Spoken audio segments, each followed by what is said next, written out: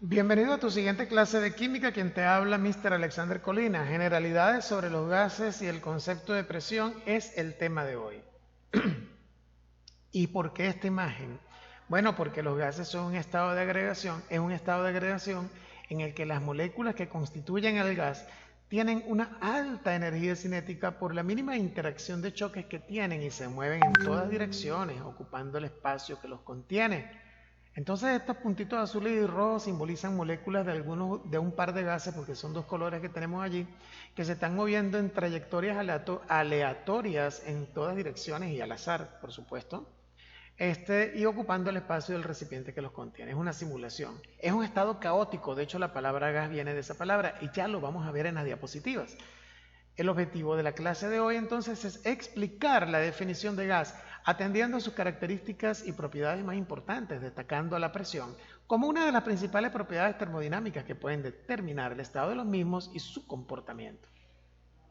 Se denomina gas, palabra inventada por el científico Jean-Baptiste Bas-Helmont del siglo XVII sobre el latín chaos, al estado de agregación de la materia en el cual, bajo ciertas condiciones de temperatura y presión, las moléculas interaccionan débilmente entre sí sin formar enlaces moleculares, adoptando la forma y el volumen del recipiente que las contiene y tendiendo a separarse.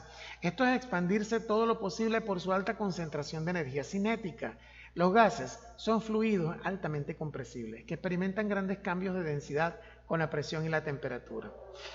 Las moléculas que constituyen un gas casi no son atraídas unas por otras, por lo que se mueven en el vacío a una gran velocidad y muy separadas unas de otras, explicando así las propiedades. Entonces, esta definición tan precisa y exacta de lo que es un gas, lo que te quiere decir es lo siguiente. Primero que todo, es un estado de agregación. Es un estado de agregación que está delimitado por una presión y una temperatura específica para cada sustancia. Las moléculas prácticamente no interactúan entre sí. Es decir, que no es posible que entre ellas existan fuerzas de atracción o enlaces, digamos, de fuerzas de London, fuerzas de puentes de hidrógeno, nada de eso. Sino que al contrario, tienden a separarse entre sí, más aún chocan entre sí y los choques son elásticos, es decir, rebotan. Eso es una suposición teórica, pero que ha explicado el comportamiento de gases durante años. Los choques entre las moléculas son perfectamente elásticos. En física, un choque elástico es un choque en el que los objetos hacen contacto y se dispersan nuevamente, rebotan. Adoptan la forma y el volumen del recipiente que los contiene. Por muy pequeña que sea la cantidad de gas, ocupará todo el espacio donde esté. ¿Que las moléculas viajarán más distancia? Bueno, viajarán más distancia, pero ocupan todo el espacio. Y por lo tanto, como son de tamaño muy pequeño y tienen ese espacio, la energía cinética aumenta porque en el vacío se mueven a una gran velocidad. Y mientras más velocidad tienen, mayor es la energía cinética. Recuerda que la energía cinética está asociada a la velocidad. Además, son compresibles, es decir, el volumen de ellos se puede reducir aplicándole fuerza. Cuando le aplicamos una fuerza, estamos aplicando presión. Aumenta la presión, el volumen se hace más pequeño, eso es compresión. Y por lo tanto la densidad, que es la masa sobre el volumen del gas, cambiará cuando cambiamos la presión y la temperatura, lo cual vamos a demostrarlo matemáticamente en clases más adelante. Las moléculas de un gas se encuentran prácticamente libres, de modo que son capaces de distribuirse por todo el espacio en el cual son contenidos. Las fuerzas gravitatorias y de atracción entre las moléculas son básicamente despreciables, es decir, no existen en comparación con la velocidad a la que ellas se mueven. Entonces, los gases ocupan completamente el volumen del recipiente que los contiene. Los gases no tienen forma definida, adoptando los de los recipientes que la contienen. Pueden comprimirse fácilmente, es decir, les podemos reducir el volumen, debido a que existen enormes espacios vacíos entre unas moléculas y otras. A temperatura y presión ambientales, los gases pueden ser elementos como el hidrógeno, el oxígeno, el nitrógeno, el cloro, el flúor y los gases nobles, compuestos como el dióxido de carbono o el propano, o mezclas como el aire. Los vapores y el plasma comparten propiedades con los gases y pueden formar mezclas homogéneas. Por ejemplo, vapor de agua y aire en conjunto son conocidos como cuerpos gaseosos, estado gaseoso o fase gaseosa. Existen gases como los gases atmosféricos de presencia común. Los gases atmosféricos son incoloros, inodoros e insípidos, es decir, no tienen color, olor ni sabor. Ejemplo, el argón, que existen trazas en el aire, se utiliza para aislamiento de ventanas, industria electrónica, etc. El oxígeno se utiliza para obviamente facilita la respiración en casos extremos combustión en lugar del aire, producción de vidrio, etc. Nitrógeno, bueno, fabricación de fertilizantes, industria electrónica, farmacéutica, petroquímica, tratamiento térmico, limpieza de tuberías. Es un gas inerte, se utiliza para muchas cosas.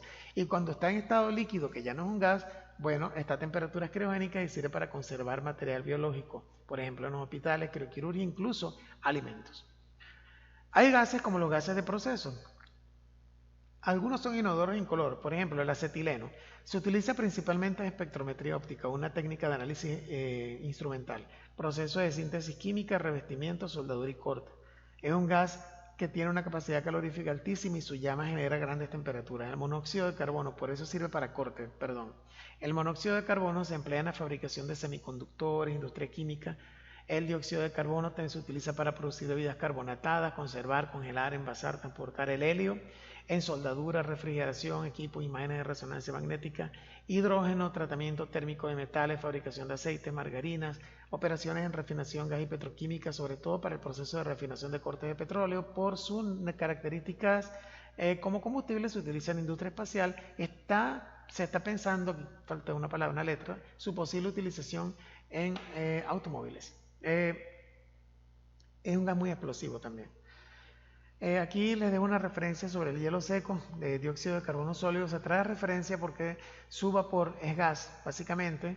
Estamos hablando de que pasa a menos 78,5 grados, ya pasa al estado gaseoso, imagínense a temperatura ambiente. Por eso vemos que el hielo seco, vemos que su vapor sale inmediatamente de la superficie del hielo seco, pero enseguida desaparece al estado gaseoso.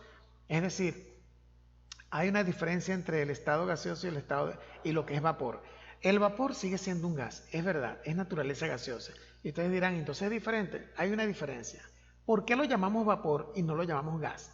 Bueno, termodinámicamente se llama vapor a toda sustancia que es capaz de condensarse con un pequeño cambio de presión y temperatura, es decir, se condensa fácilmente. El vapor de agua, cuando el vapor de agua escapa de una olla de agua hirviendo y tú colocas un plato con un trozo de hielo sobre él, el vapor al chocar con el plato frío se condensa automáticamente y cae otra vez en su forma de agua líquida de donde salió. Pero esto no pasa con los gases que forman el aire. Tú no verás que a temperatura ambiente un trozo de hielo sea capaz de condensar el oxígeno y sea capaz de condensar el nitrógeno que está en el aire, o sea capaz de condensar el metano. No.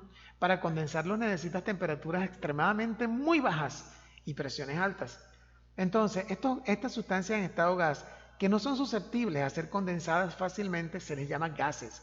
Pero a las que son susceptibles de condensarse muy fácilmente, como el vapor de agua, aunque siguen siendo un gas, se les llama vapor. Y esa es la principal diferencia. El ozono es un gas atmosférico que se encuentra en estado puro, en diferentes concentraciones en la estratosfera. Actúa en la atmósfera como depurador del aire y sobre todo como filtro de los rayos ultravioletas procedentes del sol. Aquí presentamos una tabla con algunos gases, sus fórmulas, el nombre y algunas características. Por ejemplo, cianuro de hidrógeno es tóxico. Teno de olor a almendras, el sulfuro de hidrógeno es tóxico, olor a huevos podridos. El dióxido de carbono y el monóxido son productos de la combustión. El monóxido de mala combustión y el dióxido, cuando la combustión es completa, son tóxicos, incoloros, inodoros en grandes concentraciones, son mortales.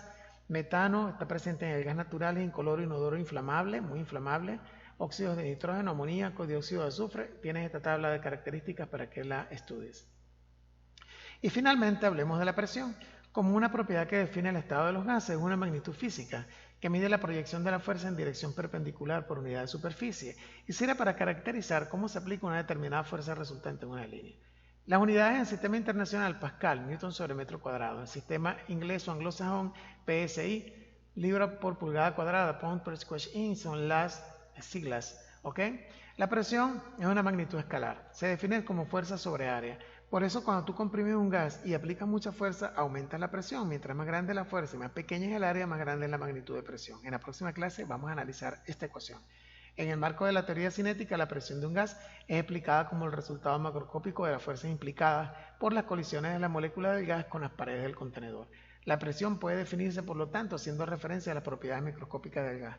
Es decir, si tú imprimes mucha fuerza para comprimir un gas, tú estás aumentando la presión interna del gas dentro del recipiente porque les estás reduciendo el tamaño de la superficie a las moléculas donde ellas chocan y las fuerzas se van a hacer más grandes porque tienen menos espacio para moverse. De tal manera que mientras más comprime un gas, por supuesto necesita más fuerza y mayor será la presión dentro del recipiente que lo contiene. Cuando expandes el gas y le das espacio, el volumen aumenta, en cambio la presión disminuye, porque ya no necesitas imprimirle tanta fuerza. Es importante que entiendas esta relación. Y para la siguiente clase, esta tabla de conversión de unidades de presión es necesario que la tengas a mano. Estas son las diferentes unidades de presión más utilizadas: atmósfera, pascal, bar, milímetro de mercurio, y las equivalencias entre ellas aparecen aquí. Quiero que tengas eso en un papel a mano derecha siempre a partir de la próxima clase. Y aquí están otras equivalencias. Un bar equivale a 1,0 por 10 a la 5 pascales, que es la unidad en el sistema internacional.